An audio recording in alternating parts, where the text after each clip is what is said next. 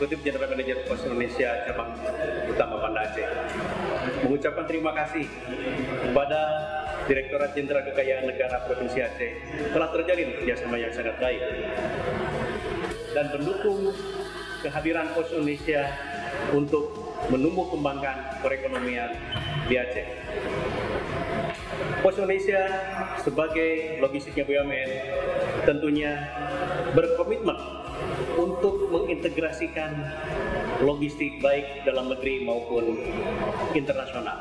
Harapan ke depan melalui Kementerian Keuangan Republik Indonesia, Direktorat Jenderal Kekayaan Negara dapat lebih bersinergi dan memperbesar kapasitas untuk pendistribusian logistik di Provinsi Aceh.